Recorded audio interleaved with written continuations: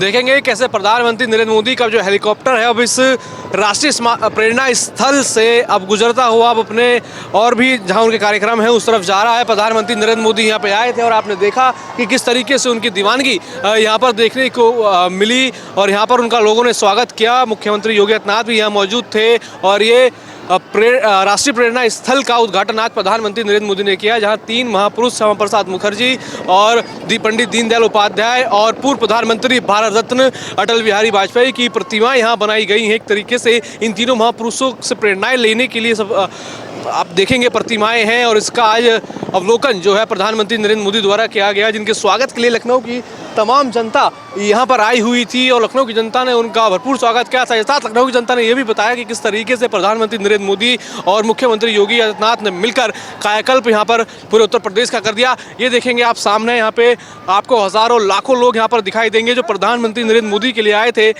उत्तर प्रदेश के मुख्यमंत्री योगी आदित्यनाथ के लिए आए थे। अब इनकी आप देख सकते हैं हुजूम, आप देख सकते हैं जहाँ तक आप कैमरा मारेंगे, जहाँ तक आप देखेंगे ये कैमरा जो जा रहा है वहाँ आपको पब्लिक ही दिखाई देगी। जय श्री राम के उद्घोष यहाँ पे चल रहे हैं। ये लगातार ये हुजूम जो आपको दिख रहा होगा, ये हुजूम किस तरीके से है प्रधानमंत्री नरेंद्र मोदी के लिए, उत्तर प्रदेश के मुख्यमंत्री योगी आदित्यनाथ के लिए सारा हुजूम यहाँ पर आया हुआ था। उनका धन्यवाद।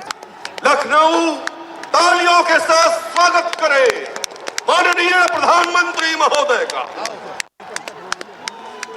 आइए कार्यक्रम का प्रारंभ करते हैं भारत माता की वंदना के साथ।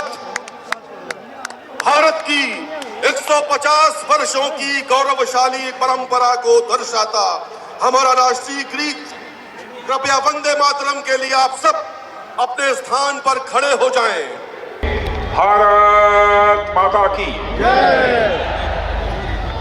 अंतर्राष्ट्रीय जगत में भारत की प्रतिष्ठा बढ़ाने वाले भारत के यशस्वी प्रधानमंत्री आदरणीय नरेंद्र मोदी जी और उत्तर प्रदेश की राज्यपाल माननीय आनंदीबेन पटेल जी और उत्तर प्रदेश के कर्मठ क्रियाशील यशस्वी मुख्यमंत्री श्री योगी आदित्यनाथ जी, भारतीय जनता पार्टी के नवनियुक्त प्रदेश अध्यक्ष श्री पंकज जी चौधरी, उत्तर प्रदेश के उप मुख्यमंत्री केशव मौर्य जी और दूसरे उप मुख्यमंत्री श्री ब्रजेश जी पाठक, यहाँ मौजूद मेरे सभी सम्मानित बहनों भाइयों, सबसे पहले अंतर्राष्ट्रीय जगत में भारत का मस्तक ऊंचा करने वाले भारत के यशस्वी प्रधानमंत्री का मैं अपनी तरफ से और आप सभी बहनों भाइयों की तरफ से हार्दिक अभिनंदन करता हूं, उनका मैं स्वागत करता हूं। बहनों भाइयों, आपको यह जानकर अत्यंत प्रसन्नता होगी कि हमारे प्रधानमंत्री जी, जिनको अंतर्राष्ट्रीय जगत में भारत को जहां ख्याति दिलाई है, भारत का मस्तक ऊंचा किया है, वहीं पर हमारे प्रधानमंत्री एक ऐसे राजनेता हैं जिन्हें दुनिया के 29 देशों का जो सर्वोच्च सम्मान होता है वह सर्वोच्च सम्मान प्राप्त हुआ है। अकेले यह ऐसे नेता हैं। ऐसे प्रधानमंत्री जी का मैं पुनः एक बार अपनी तरफ से हार्दिक अभिनंदन करता हूं, स्वागत करता हूं। आज इस पावन अवसर पर श्री श्यामा प्रसाद जी मुखर्जी, पंडित दीनदयाल जी उपाध्याय और श्रद्धेय अटल जी की मूर्तियों का अनावरण आदरणीय प्रधानमंत्री जी के कर कमलों से हो रहा है। मैं मानता हूं कि आज का यह अवसर निश्चित रूप से देश के लिए बेहद महत्वपूर्ण है। मेरे बहनों भाइयों, आज परम श्रद्धेय पंडित मदन मोहन मालवीय की भी जयंती है। इस मंच से उन्हें स्मरण करते हुए उनकी स्मृति को मैं नमन करता हूं। साथियों, पिछले एक दशक में हमारा देश जिन मंत्रों के साथ आगे बढ़ा है, उनमें हमारे प्रधानमंत्री जी के द्वारा दिया गया एक महत्वपूर्ण मंत्र है, अपने महापुरुषों और अपनी विरासत का स्मरण करना, उन पर गौरव की अनुभूति करना तथा उनके प्रति सम्मान और उनका संरक्षण। इसी सोच से प्रभावित होकर इस प्रेरणा स्थल में भारत के 3 ऐसे महापुरुषों की भव्य प्रतिमाएं स्थापित की गई हैं जो प्रेरणा के मूर्त स्वरूप हैं और जिन्होंने आजाद भारत को सम्मान, स्वाभिमान और एक नई पहचान दिलाने का काम किया है। मैं उत्तर प्रदेश के मुख्यमंत्री श्री योगी आदित्यनाथ जी को हार्दिक बधाई देता हूं कि जिन्होंने इस प्रकार का एक शानदार राष्ट्र प्रेरणा स्थल उत्तर प्रदेश की राजधानी लखनऊ में स्थापित करने का काम किया है।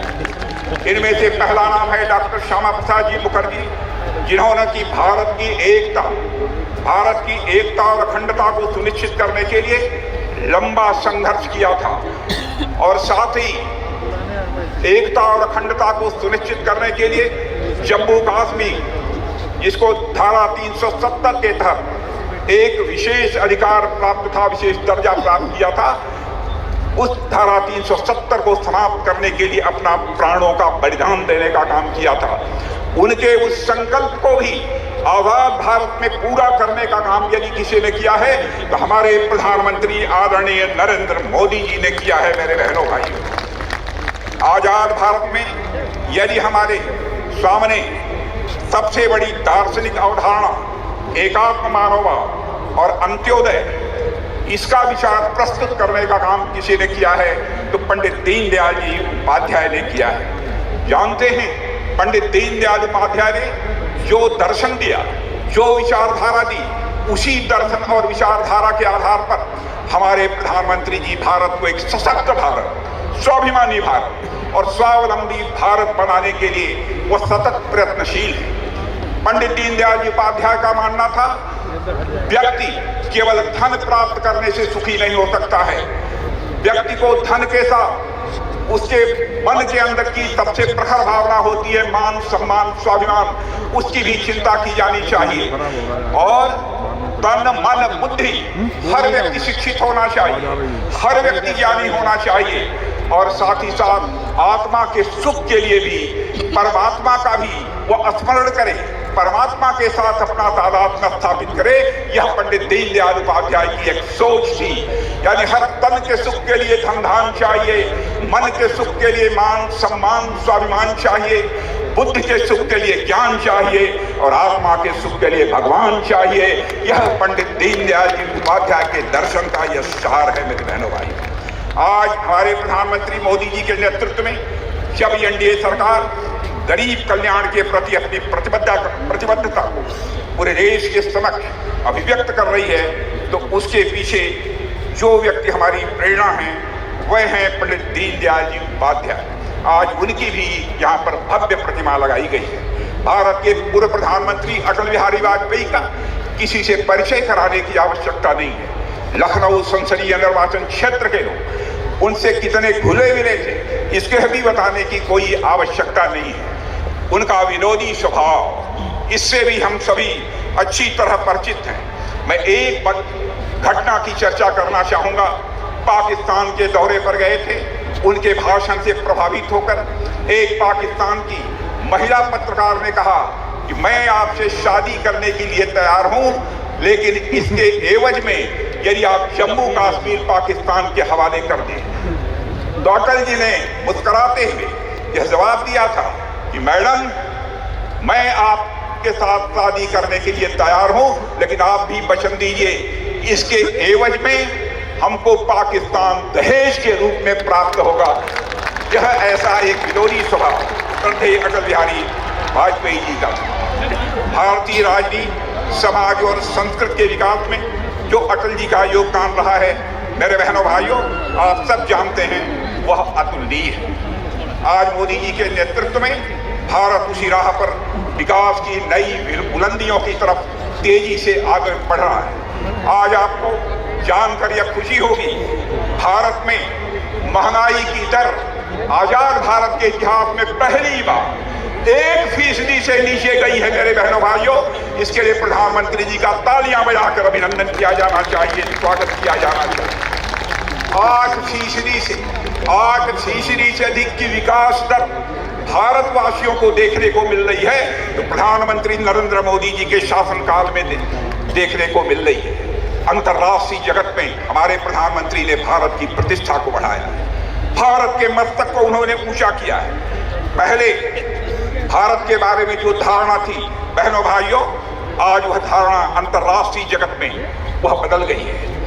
अंतर्राष्ट्रीय मंचों पर भारत पहले कुछ बोलता था, तो भारत की बातों को जिस गंभीरता पूर्वक लिया जाना चाहिए नहीं लिया जाता था।